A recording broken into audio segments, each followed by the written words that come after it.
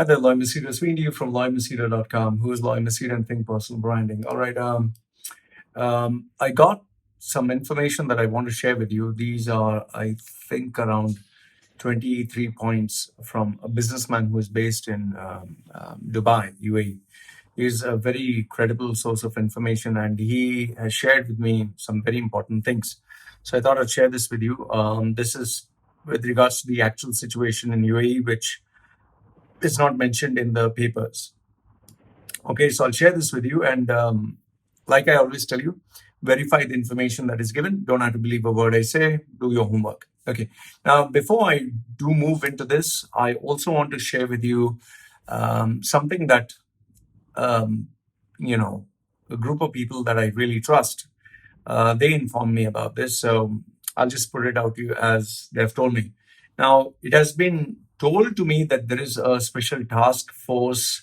The name that was used as task was a group of people who have been set up to discredit my name online. I don't know whether discredit my name or spy on me or whatever.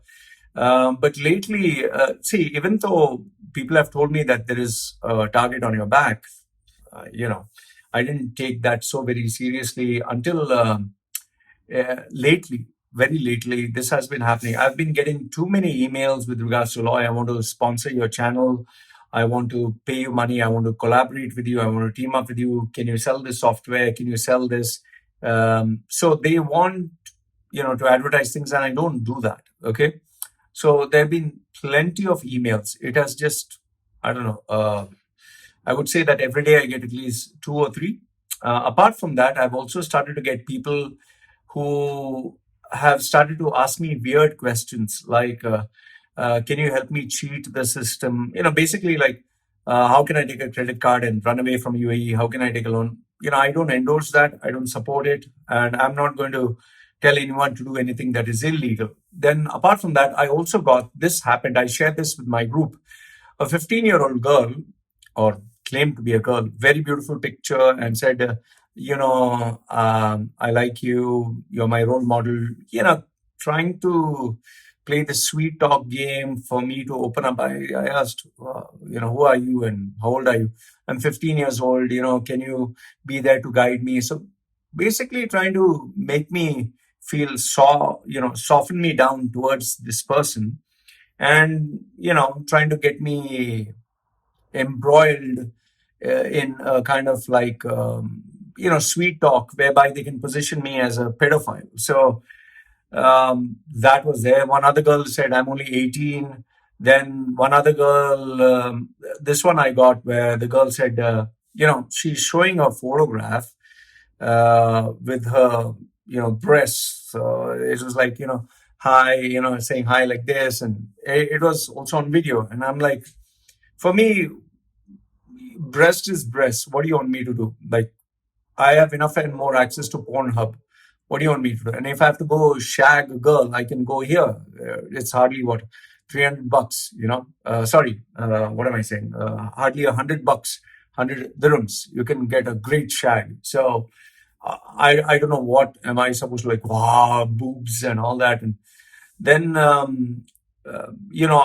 remember in Dubai, this was when, these mafia groups, they were showing these girls who wanted to have a sex chat with you, but there was another camera at the side that was spying. So that, let's say, for example, I'm talking to you right now. You can see me, I can see you. Okay. But what you show on the camera, there is a camera. See, you can see here, you can see here, but you can't see beyond, see my fingers. You can't see beyond this point. Now, even though the camera is angled, it's angled at a position where it can see the screen, but you can't see it. So you think there is no camera. So you are showing me this screen, you're showing me yourself, while this camera is busy watching you. So I had girls who would tell me, do you want to see me pleasure myself, and then she would show her boobs, and then she would get naked and she would start fingering herself, and all of a sudden she'd come down, babes, I want to see you, get me wet and all that stuff. I'm not a fucking idiot, okay? So I've had this kind of thing. So basically what is happening is there is a task force that is assigned to try to discredit me, my name, my work. I've got people, and at the same time, also, if you see my YouTube, you see Instagram, you see various other Facebook posts, people have been putting that they've started to put this Loy sharing fake news. He's been deported from UAE. He is butthurt. He is anti-Muslim. He is anti this, anti that. I've told you everything about me is online. There's nothing to hide. In fact, one of them even told me that, Loy, there are people who have been assigned to spy on you. I told them, you don't have to worry about it because everything is open. Even if you're not my friend on Facebook, all my details is available online. Everything I do is for everyone to see. I've not kept my Instagram hidden.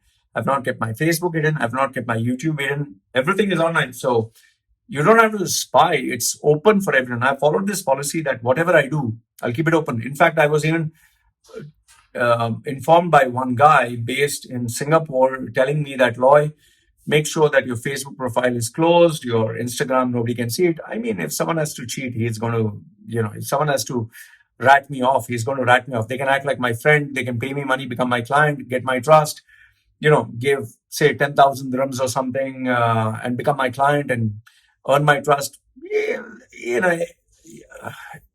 It's, it's, I don't want to waste my energy and time being paranoid. So I've kept everything open. Whoever wants to spy, whatever. And last and not the least, it seems that they also want to communicate to the world that I advertise fake jobs. I'm reading from the stuff that is there. I advertise fake jobs. I'm taking money from people to cheat them. I'm trained to tell people that their resume is shit, their profile is shit, and if they pay me money, I'll make it better. Now, in terms of fake jobs, let's say, for example, I've told you this. People who pay me money, whom I verify, I advertise. Okay, so people, the vacancies that I'm advertising, I'm taking money from the guys, the businessmen who are paying me money. Now, are these jobs fake? Are these jobs real? I've told you, like, even if I verify the company, I don't know if the job is fake or real. Okay. There's no way for me to physically go down to Dubai and check it out. That's number one. The second thing is, I never take money from people to forward their resume. Never have, and I never will. Number three, I take money only for resume rebranding. I've told you this before. You can check my websites. You can check everywhere. I only take money for resumes.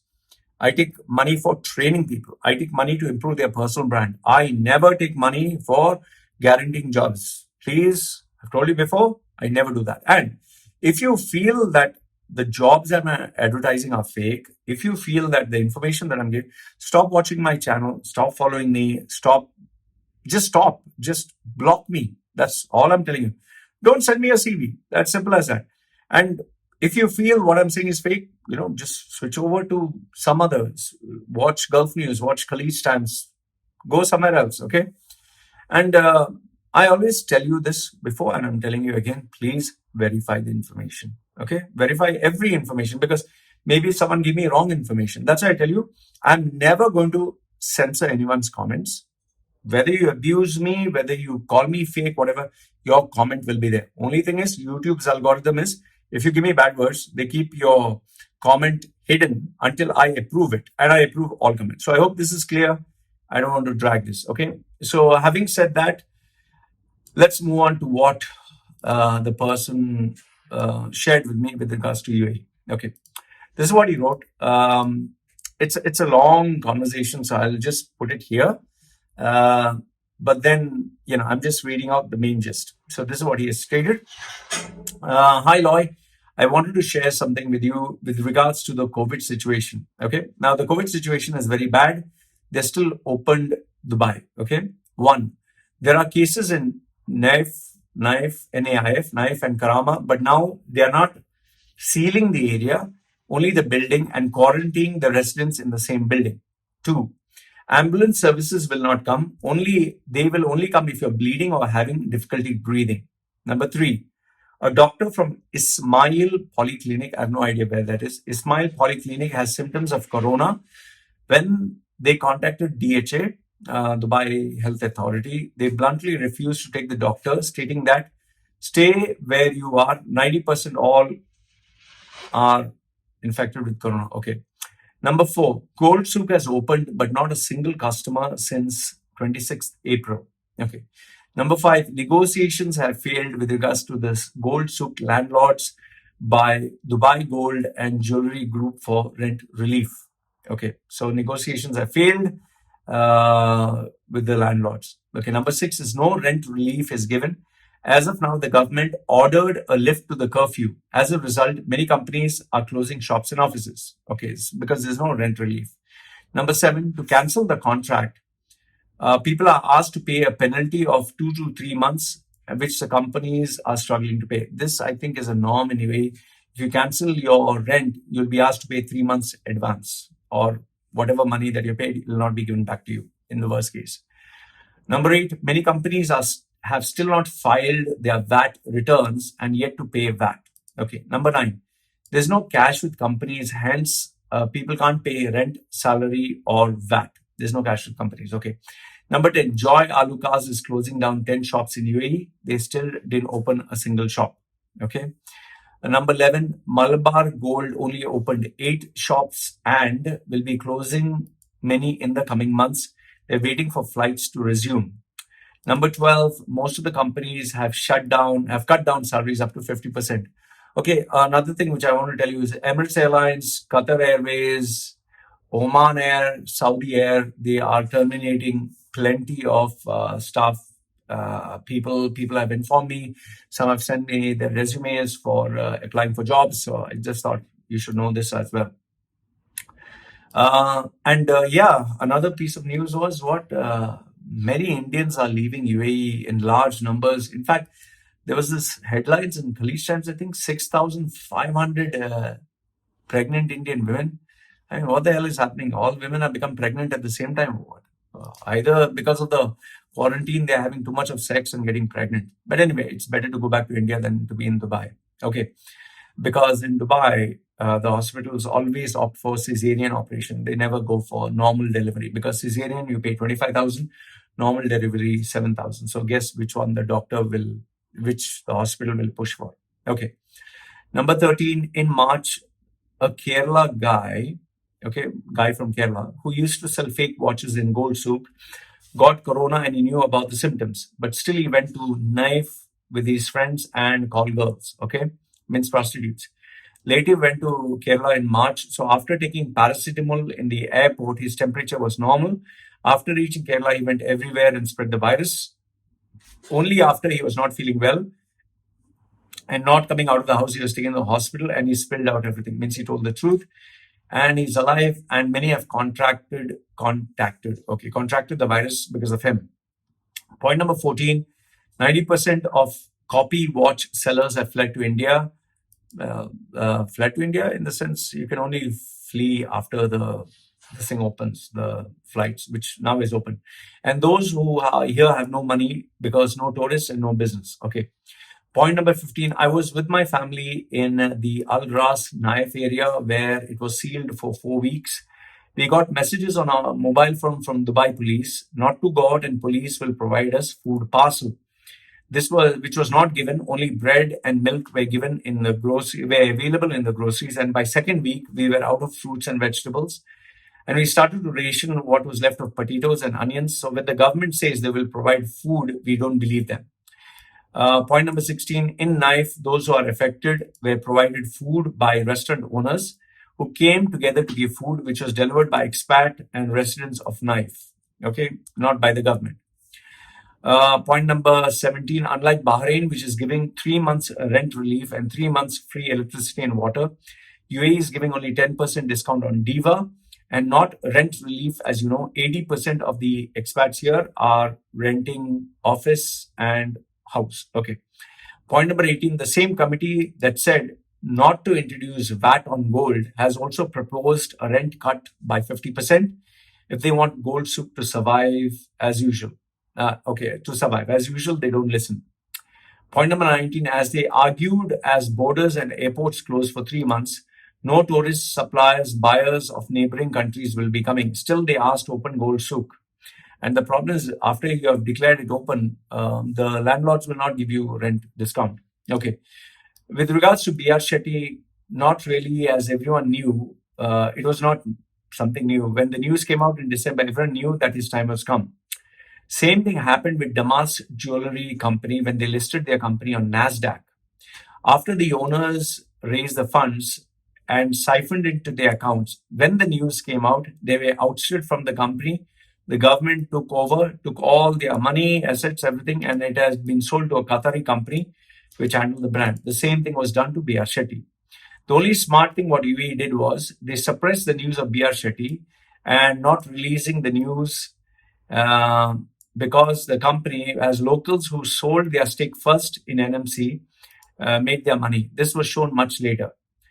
And this is a very interesting point that is given. They introduced a new law with India where economic offense which happened in UAE would be enforced in India, as they've seen with Nirav Modi and Vijay Mallya. I don't know who's Nirav Modi. Okay, Vijay Mallya, as they cannot be touched.